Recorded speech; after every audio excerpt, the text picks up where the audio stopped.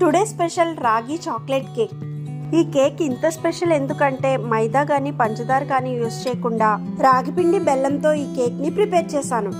Baking tray అలాగే oven కూడా లేకుండా కుక్కర్లోనే ఈ కేక్ని చాలా సింపుల్ ప్రాసెస్లో ప్రిపేర్ చేసుకోవచ్చు. బయట కొన్న కేక్స్ కన్నా ఈ రాగి చాక్లెట్ కేక్ టేస్ట్ అయితే చాలా చాలా బాగుంటుంది. సాఫ్ట్గా స్పంజీగా తినే కొద్దీ తినాలనిపిస్తుంది. తప్పకుండా ఇలా ట్రై చేయండి. రాగి పిండి ఫ్లేవర్ అయితే చాలా చాలా బాగుంటుంది. మరి ప్రాసెస్లోకి వెళ్ళిపోదాం, వచ్చేయండి.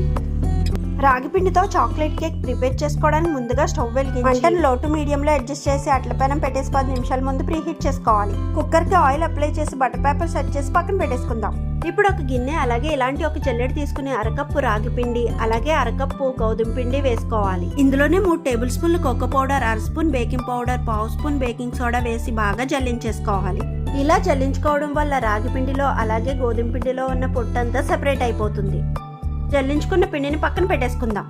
ఇప్పుడు ఒక గిన్నె తీసుకుని 3 కోడిగుడ్లు వేసుకోవాలి. ఇందులోనే 1/2 స్పూన్ వెనిలా ఎసెన్స్ వేసి నొరగొచ్చేంత వరకు బాగా బీట్ చేసుకోవాలి. ఇలా బీటర్తో బీట్ చేయడం వల్ల కేక్ మరింత సాఫ్ట్గా వస్తుంది. ఇప్పుడు ఇందులో 1 కప్పు బెల్లం పౌడర్ని వేస్తున్నాను. బెల్లానికి బదులుగా కప్పు పంచదారని పొడి చేసుకుని వేసుకోవచ్చు. బెల్లం పొడి అంతా ఎగ్స్లో కలిసిపోయేంత వరకు బాగా బీట్ చేసుకోవాలి. చూసారు కదా, ఇలా ఫోమీ టెక్చర్ వచ్చేంత వరకు బీట్ చేసుకోవాలి. ఇప్పుడు ముందుగా జల్లించి పెట్టుకున్న రాగి పిండి గోధుమ పిండి మిశ్రమాన్ని బ్యాచెస్ వైజ్ గా కొద్ది కొద్దిగా వేసుకుంటూ కట్ అండ్ ఫోల్డ్ మెథడ్ లో ఈ విధంగా కలుపుకోవాలి. ఇప్పుడు మిగిలిన పిండిని మొత్తం వేసేసి అదే విధంగా కలిపేసుకోవాలి.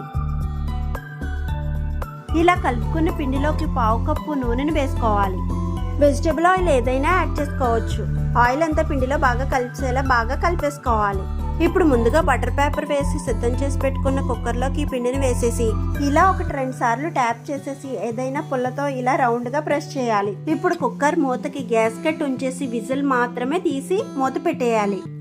10 నిమిషాల ముందు ప్రీహీట్ చేసుకున్న పెనం మీద పెట్టేసి 50 నుంచి 55 నిమిషాల పాటు లో టు మీడియంలో కేక్ని బేక్ చేసుకోవాలి. కేక్ బేక్ అయింది లేనిది తెలియాలంటే ఇలాంటి ఒక పుల్లను గుచ్చి చూస్తే పిండి ఏమీ అంటుకోకపోతే కేక్ పర్ఫెక్ట్గా బేక్ అయినట్టు. స్టవ్ ఆఫ్ చేసి దించేసుకుని వేరొక ప్లేట్లోకి డిమౌల్డ్ చేసుకోవచ్చు.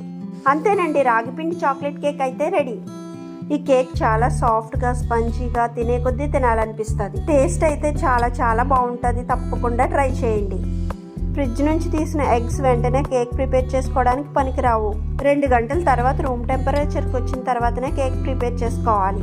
వీడియో నచ్చితే లైక్ చేయండి. అలాగే మీ అభిప్రాయాన్ని కామెంట్ సెక్షన్లో షేర్ చేయండి. Thank you for watching.